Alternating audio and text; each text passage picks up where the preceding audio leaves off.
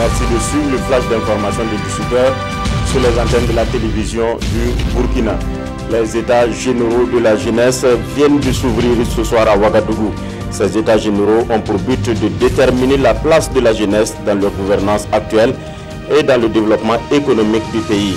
Du 15 au 18 novembre, donc, les réflexions vont se mener autour du thème « Quelle gouvernance pour une contribution optimale de la jeunesse au renouveau politique, économique et social du Burkina ». Autre tribune de dialogue de jeunes ouverte aussi ce matin à Ouagadougou, c'est le Forum international sur la culture de la paix. Des jeunes de diverses confessions religieuses participent à ce dialogue interreligieux dans le but de bannir l'extrémisme violent et l'intolérance religieuse en Afrique. Le forum s'achève le 18 novembre prochain et cette édition de 2017 entend former des jeunes engagés dans la culture de la paix grâce au dialogue interreligieux. En justice, les membres de la Haute Cour de justice ont prêté serment ce matin à Ouagadougou.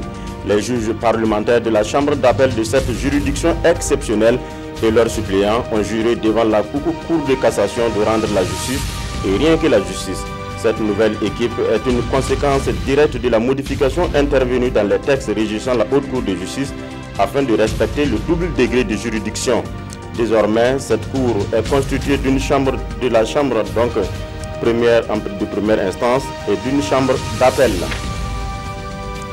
Les militants de l'UPC ont marché ce matin sur le Haut Commissariat de Kadiogo pour protester contre sa décision qui entérine donc la motion de censure contre le maire de l'arrondissement 3 de Ouagadougou.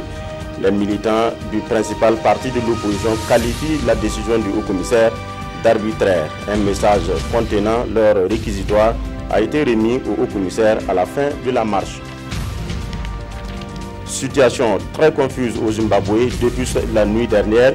L'armée a affirmé avoir pris le contrôle du pays, mais refuse de parler d'un coup d'État.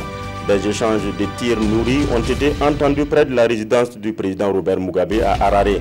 Aux dernières nouvelles, l'armée a affirmé que le président Robert Mugabe est en résidence surveillée et que sa sécurité est garantie. Le porte-parole de l'armée ajoute qu'il s'agit d'une opération de nature à éliminer les criminels proches du président. Depuis la nuit, 3 ministres de Robert Mugabe sont entre les mains de l'armée qu'elle assure les présenter à la justice. Voilà, c'est tout pour ce flash. Merci de nous avoir suivis.